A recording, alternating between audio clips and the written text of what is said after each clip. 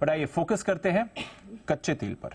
आज हमने देखा है इनफैक्ट रीसेंट गिरावट के बाद अब थोड़ा रेंज में आ गया, 80-82 के रेंज में पिछले कुछ समय से ये ट्रेड कर रहा है। रुपए में आज मजबूती भी लौटी है। जरा एक बार समझते हैं कच्चे तेल की चाल यहां से कैसी रहेगी। नेहा, बढ़िया राहत हमें मिल गई है, एक बार के लिए $70-80 के नीचे भी ब्रेंट आ गया था, उसी के आसपास अब ट्रेड कर रहा है। आगे क्या कुछ फैक्टर्स हैं इंपॉर्टेंट? एक्चुअली थोड़ा कंफ्यूजन है दीप, यहाँ पे दो टाइप के फैक्टर्स हैं। मजबूती के फैक्टर्स जिस तरह के थे तो लग रहा था कि एक बड़ा शार्प बाउंस बैक दिखेगा। तो पहले मैं मजबूती के फैक्टर्स रख देती हूँ। डॉलर इंडेक्स में आई तेज गिरावट, 2.5 महीने के लोज पे जाते हुए देखा, उसका पुश मिलना चाहिए था क्योंकि बाकी कमोडिटीज को मिला। ओपेक, इंटरनेशनल एनर्जी एजेंसी, दोनों ने यहाँ पर जो डिमांड ग्रोथ आउटलुक है वो बढ़ा दिया है, तो ये एक बड़ा अच्छा पुश हो सकता था। अमेरिका में अब लग रहा है कि जो महंगाई की दर है वो जिस तेजी से घटी है, इंटरेस्ट रेट को लेकर अब ये क्लियर अनुमान, एक एक्सपेक्टेशन बन रहा है कि शायद अगले साल से रेट में कटौती देखने को मिलेगी। और चीन के जो इंडस्ट्रियल उत्पादन की रफ्तार है तेजी से बढ़ी है। ये सारे फैक्टर्स तो इसे पुश की तरफ इशारा करते हैं, जो दिखा भी आज सुबह सुबह। लेकिन अब तेजी टिक नहीं रही है, $82 के नीचे ब्रेंट क्रूड आ गया। और कारण क्या है कमजोरी क्या, वो मैं बताती हूँ। अमेरिका में कच्चे तेल का साप्ताहिक भंडार फिर से बढ़ता हुआ यहां दिखाई दे रहा है। पिछले हफ्ते 120 लाख बैरल की बढ़ोतरी थी, इस बार भी 13 से 15 लाख बैरल की बढ़ोतरी की बात हो रही है। ऑफकोर्स EIA के डेटा का इंतजार है।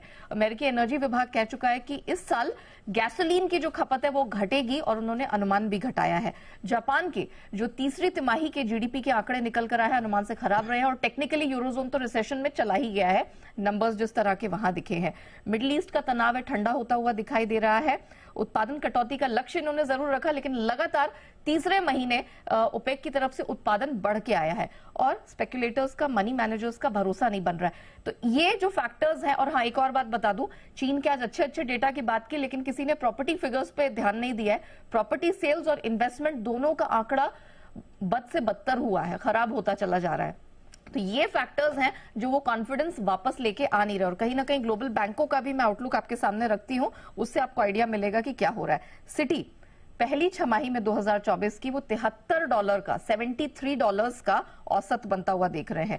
कॉमर्स बैंक $90 के आसपास का स्तर छूने की बात कर रहा है अगले साल। गोल्डमैन सैक्स ने अपना अनुमान $6 से घटाया है और बार्कलेज $93 के औसत की बात कर रहे हैं, यहां पर भी फोकस घटा है। तो क्लियरली दीप फैक्टर्स सारे स्ट्रेंथ के निकल के आ जरूर रहे हैं, लेकिन इसी तरफ इशारा कर रहे हैं कि वो कॉन्फिडेंस अभी निकल के आ नहीं रहा है।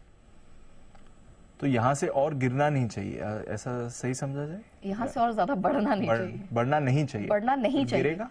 गिरने की संभावना बहुत ज्यादा नहीं लग रही, लेकिन औसत जिस तरह से वो फोकस घटा रहे हैं, कह रहे हैं कि सामने US का सप्लाई बढ़ेगा, वेनेजुएला का सप्लाई आएगा, आपके ईरान, अंगोला, नाइजीरिया, उनकी तरफ से सप्लाईज बढ़ रहे हैं। तो ये, और डिमांड की दिक्कत अभी भी है। चाइना देख लीजिए, यूरोजोन देख लीजिए, ये अभी भी पेन से गुजर रहे हैं। राइट। तो जब तक यहाँ पर वो क्लैरिटी नहीं आती है डिमांड को लेकर, तब तक स्थिति में सुधार की बात थोड़ा सा यहाँ पर डिफिकल्ट लग रही है। चलिए, समझ गया मैं।